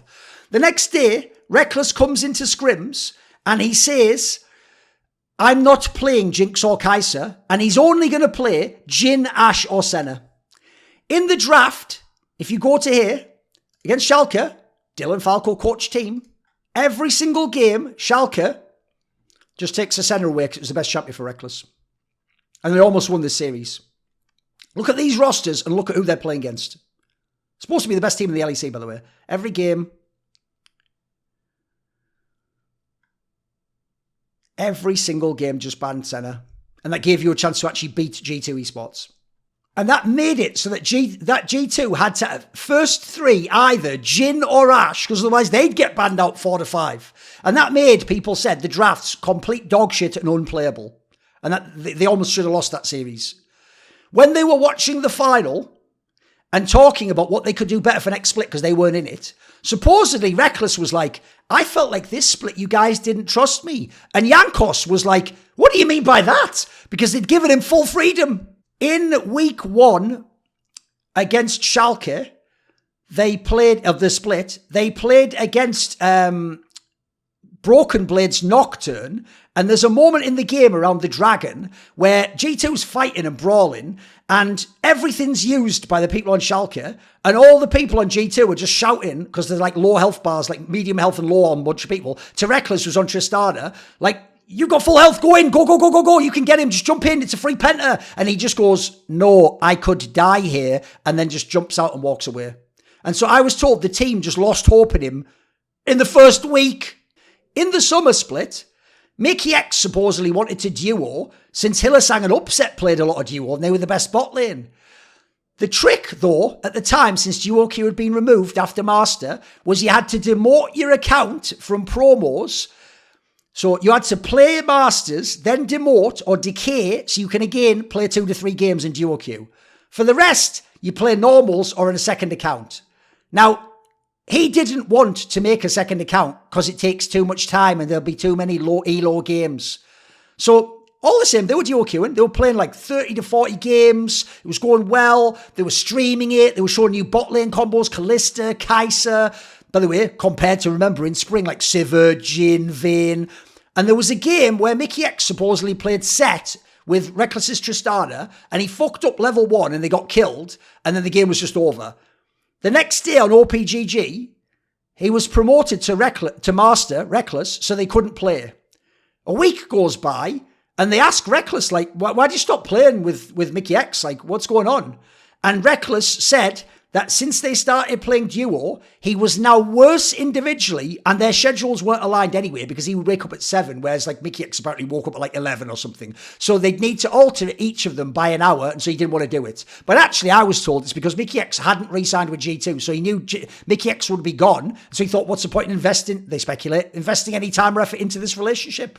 In the playoffs, when they played against FNATIC, and he was super pressured because it was the lower bracket, and this was a huge game for his career if he lost, in game 3, Hylissang plays Pyke.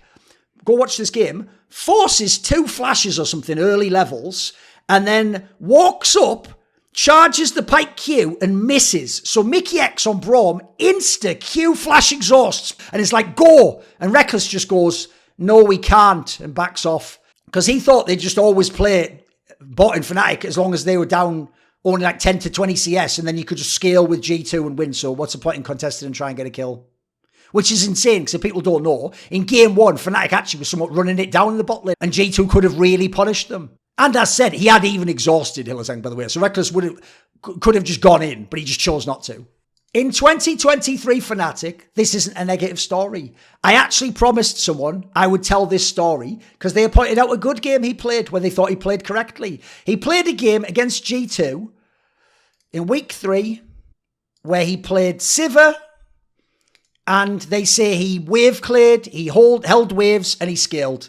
And actually had a very good game. He went 7, 2, and 10. And that was an example when he could play a good game and he could be responsible. Now for some team stories.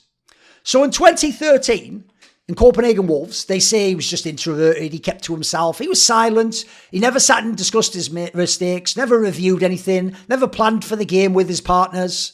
In 2015 Elements, he was very isolated. People say he was hard to reach. He was really stressed and apparently began smoking as a habit, so he could go outside after each game and smoke. There's a story Crepo told on Something Insight where he just began smoking himself to have an excuse to go out and sort of bond with this guy, because obviously he was his support at one point in time. One day, he decided to stay in his room and scrim from there. I'm getting tired of that story. This must be one of the Genesis ones, though. Even though the others went to the office. So he locked the door and communicated with the person who was in the same apartment via WhatsApp. They say he struggled with confrontation and focused on himself over the team, and that certainly they say other people in this team were very unprofessional too, but that he also never got punished for his behaviour, another recurring theme. In 2016, I'm told he didn't contribute in VOD reviews. He would just avoid all conflict. And that as a result, Daylor would have to do stuff like take him and Febivan for like chats on the balcony to like counter negativity in scrims. And that eventually this just made Daylor one of the best like mental court, just mentally check out. And there's an insane story about how that Korean player Spirit just like had a really hard time and sort of lost his shit in this squad and became quite depressed. And I won't go into any more details. In 2017, FNATIC, you might not know this, supposedly brought Clay or whatever to Worlds just so Rekkles had someone to talk with and spend time with the Swedish support player. And then supposedly, after that week 1 where they just shit the bed in the group stage and then they did an epic comeback in week 2, supposedly that's actually because Karn, the guy from fucking the old CS team as the in-game leader, who was the chief gaming officer, just did like an epic speech that roused the troops. And here's the banger. I've mentioned it before, we're going to get into this. FNATIC tried to replace him with Forgiven in 2017 to go into 2018. But then because they didn't, and then in 2018 they started winning the LEC and he was getting pentas, they thought, oh, okay then, never mind, we'll just stick with Rekkles as it is.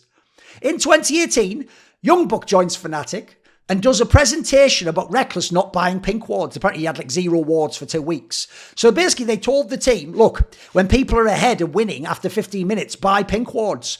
Rekkles' response was to buy pink wards every base of every game. And he even went on stage. Look at this number here. You saw where Rekkles was? Look at this number here. 20. Rekkles went on stage. This is a game against... This is Vitality against FNATIC, and it is the spring season of 2018. So he went on stage and bought 20 pinks in the game. They say he griefed, went side lane, muted the comms, and basically just did it to prove a point to the coach. In FNATIC, they had this long review room, and so he would take his chair and put it against the back wall 10 meters from the screen, while everyone else was on a sofa way further, so that he would be as far away from them as possible. And then he would say, well, I'm just a pawn in Youngbuck's game. He's the king, and I'm just going to do whatever he says.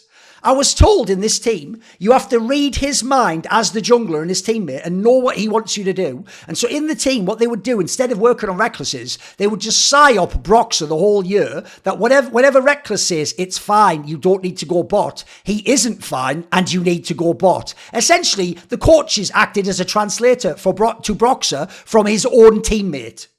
Now, he claims he benched himself in 2018. The reality is he couldn't play mages, was losing hard to mages like Swain, knew he was going to be benched, so he preempted it. And they say if there'd been 1 day more, he would have been benched officially. Apparently, Bwipo had really good synergy with Hylissang. They hoped it would force Rekkles to sort of get his shit together. And then after being benched, this is insane, he apparently moved his desk to the corner of the room, facing a wall, sat there not talking to anyone for 2 days. And then when someone said something about it, he just said, a sub should sit here. This is a place for a sub, staring at the wall. He was playing from his own room. The manager asked about it, and he categorically refused to play with the team. Broxer, by the way, cited by everyone I talked to as one of the nicest people they've ever played with, even got frustrated with Rekkles because of this stuff. And then in 2017-2018 FNATIC, basically, the approach just was good cop. You just have to be friendly with Rekkles, you have to listen to him, you have to do everything he wants, and you maybe could lightly suggest, like, maybe don't lock yourself away, but that's about all you can do, because otherwise he might have a tantrum, he might fuck you, might stop talking. In 2019 FNATIC, people actually wanted to replace Rekkles. They thought if we get a Korean ADC, maybe Caps will stay. But because the only person they could end up coming up with would have been, and they would have done this, Forgiven, who just finished the military, that wasn't enough and Caps went off and joined G2. Nemesis apparently, I'm not saying this, really liked Rekkles when he joined and was trying to make it work. After a month, they tell me he hated Rekkles. And supposedly, Rekkles in FNATIC was about to be benched a bunch of times, and it even led to a scenario where Magifelix played instead of him. It was in this game against Rogue. Magifelix came and played Corki, and Nemesis played Xayah bot. They also were thinking about replacing Rekkles with ex-Matty, the Academy ADC, because at this time, Rekkles had started doing stuff like play Pokemon during the draft and not even pay attention to what's going on. And people, as I said earlier, this is where it gets crazy. You know the idea that they were going to play with Forgiven instead of Rekkles? I have been told they even printed FNATIC Forgiven shirts because then he would be able to replace Rekkles when at some point they felt inevitably they'd have to bring him in instead of Rekkles. People who have worked with both Forgiven and Rekkles tell me Forgiven would have been an improvement even to the team environment. But the org came in and saved Rekkles' bacon because of sponsor concerns likely and popularity, and so Rekkles came back into the lineup and everything continued on. I was told, outside of the game, you have to let him win. So if you play a board game, you have to let him win so he doesn't get emotional or vengeful and he has a good mood. If he loses, he might walk into a scrim and int whoever beat him, then stare at the wall for an hour. Some teammates didn't get it or see him for who he was, so they tried, just treat him normally, we're outside the game. No, we're not reckless and all the rest, we're outside the game. So there was a game night where the first game of many planned, it was going to be a whole night, was this long game where in it, Bwipo got to choose who gets fucked out of Rekkles, who was at the top of the board, or Hylissang, who was in last place. Bwipo, people said, thought it would be funny to choose Rekkles, and it just made Rekkles mega mad. He slammed the door, stormed out of the building, and the whole rest of the evening had to be cancelled. In football, he one time had to play with Caps, his teammate, and Taco, the SK Gaming player, if you remember, who was from the Brazilian squad. And because they both aren't good at football, you can probably imagine, Rekkles got super raged when they were beaten. And so then when he got the ball, he wouldn't pass it. He would just instantly fire a shot from any angle. And the second the game ended, he just rushed to his hotel immediately. In 2020 FNATIC, I was told Selfmade was one of the only players who got along with him, probably hence why you've seen Selfmade defend him publicly. I was told that the worst thing about this squad was that Nemesis and Selfmade looked up to Rekkles, and then when they worked with him, thought, oh, this is what being a professional is, because Rekkles is doing this. And that made them apt to misbehave and be rude as well. And that supposedly in 2020 FNATIC, he wouldn't talk, he wouldn't fight, he'd just leave the team down 4v5. Also, he had a scenario where he would wake up at 3 a.m, play solo queue in the office before everyone arrives. Then when scrims are done, just go home immediately. Spend no time hanging out with other people, no time communicate with other people. And as a result, it made everyone in the team think, oh, it's just what we do. And everyone just had no camaraderie. He even said the lines while in this team, you're all loving how they played at Worlds, remember? When Hylissang stops playing without me, I don't know what he's going to do. By the way, Hylissang has since won the LEC again. Rekkles never did. He said, I'm going to be fine. I can play with any support. I've also heard in this team that coaches wanting Rekkles out might be why Mithy got fired from his job, because the plan at the time was Rekkles had verbally agreed to stay and they were going to build a team around him, even though he then betrayed them and went to G2 anyway for the super team. In the 2021 G2 team, I heard tons of stories of him being a diva. First of all, they did not want him. He was nowhere near the first option. They say they wanted Hansama, Kazi, Upset. They even had Pinoy as a backup because they didn't want Rekkles and knew he might go crazy. I've heard Wonder and Caps didn't want him, but Caps just sort of said, fuck it, we can try it. Because they just knew his personality wouldn't fit their team. And that G2 had to play the way they did, because when they reviewed without him and realised, well, wait, if botlane just gives up 5 waves when he can catch 5 or just won't trade kills, then he can't win. So they needed to weak side so that botlane, aka Rekkles, couldn't just run away from all the waves and zone himself off. And that pissed some of them off, by the way, that he won MVP that split. Because despite playing well, the champion pool issues, they said, were always going to come back to bite them in the playoffs, as they did. And that actually G2 players, think about this, they think if they'd have just said fuck it and used Pinoy for the playoffs, that they'd have won that split. I was told that in this G2 team, he doesn't want help or attention and would say, you guys just do your thing and I'll play my own game. And that lots of times, their jungler would come down, zone G2 bot lane off waves, even though, by the way, G2's bot lane might have like Prio and TP, and they can just walk into the tower, and if they dive bot, can TP or move and kill them, and that he didn't want to do that. He'd just be fine sitting in the Rekkles Bush until threat was gone, and then he'd go back. One time, Caps TP'd and pushed out mid, and Rekkles was just sitting alone bot lane because mischaracterised roamed top. Rekkles and mischaracterised basically didn't lane. They just pushed 2 to 3 waves, then mischaracterised would base and start roaming, and Rekkles would just bounce waves and play ping pong with them.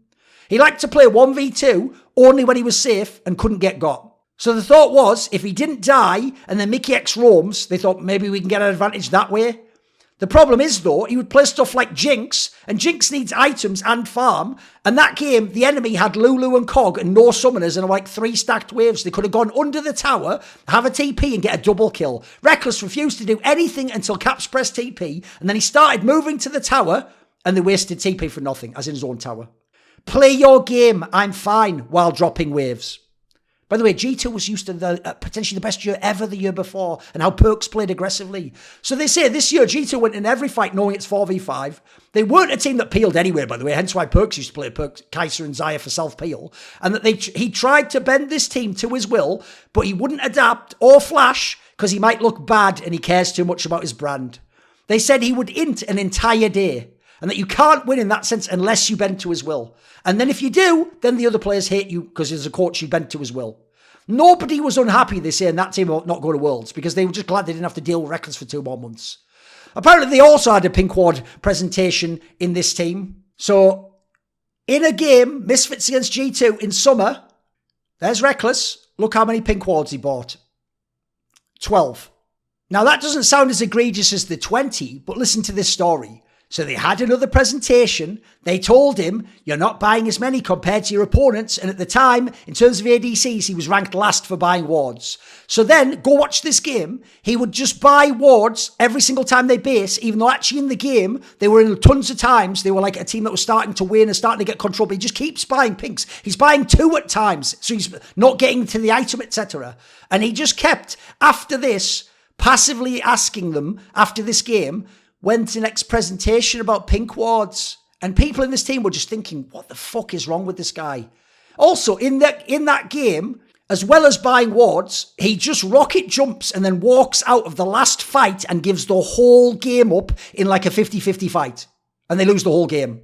Then there's what's now been dubbed the Mickey X wireless headset incident. Loads of people know this story, by the way. So there was a Blitzcrank game where they were playing some scrim where Mickey X roamed top. Rekkles died or lost the wave or something. And then after the game, Mickey X went to the toilet. Now what Rekkles didn't know is Mickey X had like a wireless headset which was still turned on and he could just hear everything everyone was saying. So because Rekkles didn't know and was doing his usual trick once you're out the room talking shit about you, he talked mad shit about the Blitzcrank. Wouldn't even say Mickey X, would just talk about the Blitzcrank and suggested like, it's just trolling. Now, there's another similar story like this, and I've even been told by people in the team that he did that to dehumanize Mickey X, by the way. Wouldn't even call him by his name, etc. Then there's a story with Shen support, where they lost 3v3 bot, so the enemy had item advantage. It was against apparently Hylissang, Xayah, Rakan, so they played Tristan Shen. Rekkles had 2 item advantage, and mid lane was just farming wave, and got flashed on by Rakan and died. Mickey X went to the toilet again, and Rekkles basically asked why they were playing troll champs and couldn't just play Leona. I'm told he didn't respect Mickey X at all. He would also take heal and claimed he needed it because of Hylissang, but then kept doing it with Mickey X and wouldn't take cleanse in matchups where cleanse was the traditional thing to take. And this is despite the fact I've heard Mickey X did a lot to try and bond with this guy. He would play normals with him so he could try new champions. He woke up a little bit earlier to try and play with him. The problem is, after like a month or so, Rekkles was just done with Mickey X and that was it. They didn't want a duo. That was it. He was done with him for the year. I was told that he can lose you draft even if you do what he wants. Now what will happen is the enemy team has so many options, they can do a draft that beats you, but if you replicate their draft, you also lose. Which I was told by coaches is one of the most paralysing, trapped feelings they've ever had. Not least because they couldn't punish this guy and they couldn't publicly ever say that's why it was. So they would just tank all the criticism for being idiots in the draft by certain analysts. He had to play Jhin or Senna, but Jhin was unplayable if they locked in 2 tanks. Well, in 2021, he had 11 Jhin games when it wasn't even in the meta. The year where he never made a foul, never went to Worlds. Now, if G2 was winning scrims, he'd be like, I can play Kalista because we win anyway. Then made a point to run it down. And so even though he could have an 80% win rate on Kalista, he would not be good in scrims. And they say he played it 3 games in summer, won all 3, had an 8 KDA, then suddenly didn't want to play it and said it's too hard. Meanwhile, instead he was wanting to play Tristana. He played apparently 3 games of Karma. He played Xayah, a Varus game, which he hated, Kaiser, Ashe, and a fucking Seraphine, believe it or not, at one point in time. Here's an interesting story. Apparently in 2021, because G2 had the BMW sponsorship, the G2 players had already done their driving license the year before. So he did it this year and it required you to wake up at 6 in the morning for it. But he promised that he would do that, but he'd fix his sleep schedule afterwards. He didn't, they tell me. In 2022, in Karmine Corp, they say he wasn't prepared for the level of the ERLs and didn't realise he needed to work hard and that he was outclassed by Exakick, Jack Spectre, the people you saw go to the LEC. There are tons of stories about this team. So the Hantera, you remember the support that he was playing with? They claim that he limited Hantera due to not being able to lane with some of his champions, so Hantera just couldn't look good. And then he would gaslight Hantera that he's only good on this or that pick, so he would have control over what Hantera played. And that the approach with Hantera from Rekkles was to be nice to him, but make him look bad so that then he would be replaced. And then it shocked people in this team that he was actually trying to get this guy kicked. By the way, they ended up winning EU Masters together later in the year. I was told Hantera was good for ERLs, but he just couldn't get his champs and was under massive pressure and only had like a teammate or two and the coaches on his side. And that he would ask Rekkles something. This is familiar. Rekkles would ignore him, and then in review, when it was brought up, he'd say, "Oh, I didn't hear," or "Oh, I was focusing on this wave," and that he just refused to play with him, which demotivated Hantera, and that they played worse in summer as a result. The team didn't want to put up with Rekkles' shit from the summer on, but we'll get to that. Because they say he knew in this team how to pick his battles. So he wouldn't go against the French players, for example, because he really understood that it's Karmine Corp, the media is going to be all the fans. He understood that the popularity meant you couldn't do it. By the way, he'd seen that when you go to those big events, people like Saga have all these fans and people are loving them. So they wanted to bench Rekkles apparently after spring, but couldn't do so because part of signing him for a massive amount of salary was tied into sponsorships. It would affect those relationships and potentially the relationship with Riot. Even though he was being a complete dickhead. And that, if you don't know, he is one of the reason why Striker left Karmine Corp and later became the BDS coach in the LEC. Because of the behaviour of Rekkles, some of the shit Rekkles pulled behind the scenes was unacceptable. And actually, Striker even spoke out publicly against Rekkles and some of the things he did. So let me see here. It's on stream. He goes, "He has been called out on his behaviour several times by myself and from above. If you bench him, you can't sell him the following year because people understand that he is problematic. I am not a perfect coach, but I have always given my all for this club. I have not refused a double block," he's implying Rekkles has. "I have not refused a double block by disrespecting someone who pays my salary. I have not refused to join a team dinner because my taxi was not there when I left the airport." And then despite what Rekkles said about his contract, it says down here, the team leader had voluntarily avoided making things public so as to not ruin a deal in LEC and a juicy resale for Karmine Corp. However, rumours indicate that the contract was still sold off in order to give him his exit ticket. Even for some, Rekkles was offered to FNATIC so as not to harm the player's career. A recurring refrain where people give this guy another chance. When it comes to 113, you'll know he's back in the LEC. The guy was 17 years old and a vocal jungler who was calling stuff for everyone, including Rekkles. The problem is, he wasn't Rekkles on a massive contract and he wasn't French, so everything became 113's fault, according to Rekkles. And Rekkles even supposedly tried to turn fans against this guy. And he befriended some players when it suited him, so they wouldn't flame him. And that one game, 113 tried to push back. And then when Rekkles got triggered and wouldn't come and join, then, even though, by the way, you need your jungler, etc., that he would then go, I better fucking befriend this guy. So then he would try and befriend him. And suddenly, even though he hadn't talked to people for months and months and months, sometimes this is the trick he would pull. He hadn't talked to you for ages, he'd ghosted you. But then suddenly when he turned it on one day, people would be really receptive. Like, oh, he's opening up to me. Oh, he does like me. Oh, he doesn't have a problem. We can talk. But the problem is, he would do that. And then the second you do something he doesn't like, he would punish you. He would punish you. And he would only reward you with a bit of like human contact if you were doing the things that he wanted. But he could switch up on you in an instant. And I'm told he had such a bad attitude, everyone didn't like it all playing with him. His level was way worse than expected. I was told that they ranked him as the 5th best ADC in LFL because of, in the best of ones, he couldn't play some stuff. And that maybe he was like 3rd to 4th overall because he performed in the final of EU Masters. Some people in the team, by the way, didn't want him. They actually wanted Jack Spectre instead, but he was a huge name. And that they were still underwhelmed when he joined, as they figured, well, he's going to be at least solid and you can just ignore bot lane because he won't fall behind. They say that wasn't the case. And that to work around him, they had to have a strong early game jungler and play stuff like Rise or move mid laners. If they tried to play through Cabochard, Rekkles wouldn't come, so he got dove over and over. But he also wouldn't play aggressive earlier, and it meant that even pixel bush control was lost, so now his flashless mid can just be ganked too. I'm told he had a huge salary. The rumour was it was 500,000, but I'm told it was actually more like 300,000 to 400,000 a percentage of jersey sales. That apparently pissed off other players, because he was being so shitty in his behaviour and play that one of them even said out loud once, I also want to mute myself and be paid 1 million as a joke, because that's how fucking tilted he was. Then on that tattoo thing, we got that massive tattoo done. It meant that he couldn't play. And so when he had the first session done or whatever, they were like, look, since you can't play, please don't do that again. Like, do it like at the end of the split in the off-season or whatever. And then 2 weeks later, despite saying he wouldn't, he just went and had it done anyway, and it affected him being able to play. Then there's the scrims with G2, like I said. So in the summer, they wanted to scrim, and G2 was so shit that of course the team wanted to. But Rekkles didn't want them to, and even told them, this is how disrespectful this is, just play with one of the owners of fucking Karmine Corp in my spot instead of me. And they said, we should just play solo queue instead. Now, because they obviously didn't accept this lying down that he says to play with the owner, he then left in a tantrum off TeamSpeak and only came back later to scrim, and then basically went away and supposedly sowed seeds of discontent against people like Striker and the coaches within the org, hence why Striker left the org after this. And by the way, once Striker left the team, I was told that all of a sudden, to make it seem like it was Striker, suddenly he was joining in with people and being positive and complimenting people. So it looked like Striker was the issue, but everyone in the team knew it was him and he was being fake. In 2023, I'm told he was better than he was last time in FNATIC. They said for the first few weeks, he was a completely different person. But then he also reverted to some of his old tricks.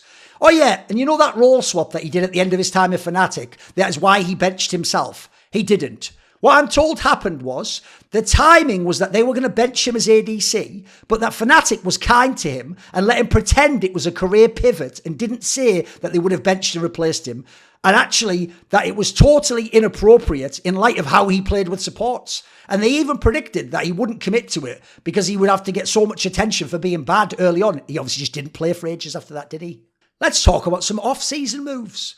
So in Season 4, at the end of the year, remember Rekkles had been an MVP, FNATIC had won one split and then been in the semis of the final of the other one. Then they'd gone to Worlds and they actually were looking good in the group stage. They had the group of Deaththorn, they almost got out. Supposedly, it was already known he was going to leave FNATIC before Worlds even ended. He was just spending time hanging out with Alliance, the other major team in the region, but he let FNATIC think he was going to stay, but then people who were in the know just knew he was going to go anywhere. Then in the 2020 off-season, as I pointed out before, they wanted to build around him. He verbally agreed to stay. Then he said, I just want to test the market because I haven't been on it in a while. I'm sort of curious what my value would be. But don't worry, I'm 99% likely to stay in FNATIC. So FNATIC allowed it. And stupidly, they even say now, they should have just asked him to commit or sign like a pre-contract thing or something like that. But they thought to themselves, oh, he's just going to come back after he knows his value. But they think instead what he actually did was take his FNATIC offer, go to G2 and leverage himself a massive deal. And that even though he'd said it was 99% chance he stays, he managed to find the 1% to leave. I'm also told he lied about leaving G2, that Caps and Jankos didn't want to play with him. He knew Jankos didn't like him, so apparently he tried to get on good terms with Caps because he knew that if G2 forces their new angle and the others all decline, well, Caps is staying, and if Jankos doesn't like me, if I get with Caps, I can stay. Problem is, people in G2 say the entire atmosphere relied upon Jankos. And so, even when he tried to befriend Caps, apparently that was impossible this time around. Now, what's funny is, Carlos supposedly had a sponsor angle where he wanted him to stay. But when he realised Caps wouldn't play with him, it was done. And apparently, Jankos and Caps made a list of reasons they don't want to play with Rekkles and sent it to Carlos. But then I'm told Carlos stupidly showed Rekkles the list at 2 a.m. And actually, Jankos is told not that part, but this part of the story on stream, which is... Then, that next day, Rekkles and Jankos had to do a media shoot for BMW. You remember where they were like driving with each other? And they all say, Jankos even implies it in his stream thing, that it was insane acting from Rekkles to act like he was happy-go-lucky and having fun and he wasn't fucking giga-tilted because at 2 a.m. that day he'd been told by Carlos what all the reasons were he was going to get kicked out. Supposedly, Caps essentially did an ultimatum like him or me. Now, I've heard at the end he was begging people to let him stay in G2 because he was saying, my career's over if I leave G2. Since I left FNATIC, like, I'm just done after this. And he also knew that if you get kicked out as a star and an MVP of the league with a massive contract, it looks really bad and there'll be a lot of questions around you.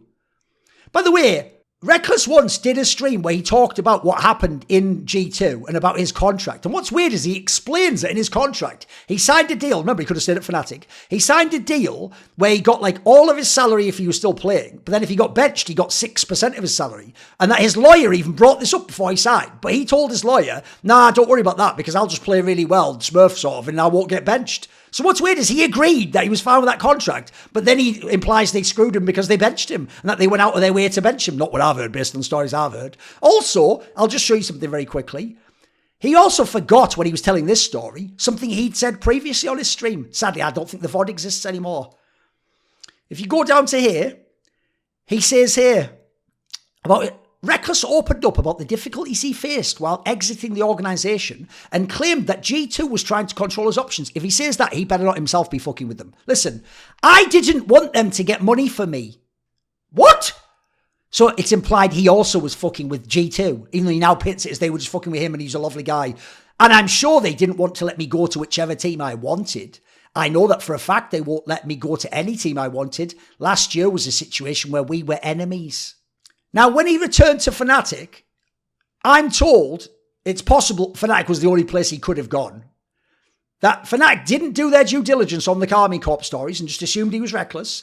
And then also, supposedly, like, his agent claims that, like, he bought himself out, but then they don't believe in FNATIC that he paid even 1 cent. And that it was just a story to make it seem like he's really humbled himself and he really wants to be in FNATIC for any amount of money again. Oh, remember that guy Rox who joined and got signed by FNATIC early on? Supposedly, Rekkles couldn't handle that, even though he was like publicly being nice. And then he talked shit to players outside of the team who were friends with Rux he didn't know. And it just got right back to Rux. And it made Rux also just mental boom.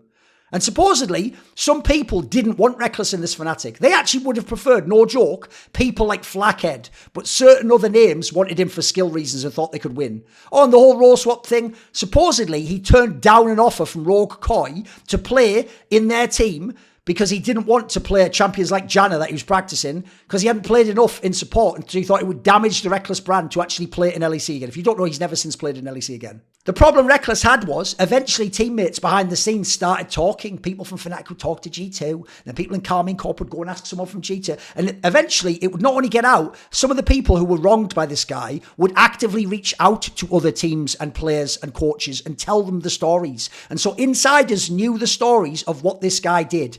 So there you go. From the mouths of Rekkles' own teammates, coaching staff and the people around him, Rekkles was a narcissistic diva who manipulated the majority of people he worked with, tried to have people fired across the board no matter the level of success he was having, locked himself away in rooms, inted scrims, gave people the cold shoulder and refused to talk to them, was almost benched for Forgiven on a number of occasions and was the biggest diva in the history of Western League of Legends. They say no man is an island. We all need people who've got our back. And supporting me and the content on my channel are the following people: Matt Pugnatio Rajcula, The Concept, Animosity, Banediesel, Ben Glass, Jasun, Jensen Goh, Tosh, Thooorin, and you know it, always a special thanks goes up to my main man, Jerky's Minion.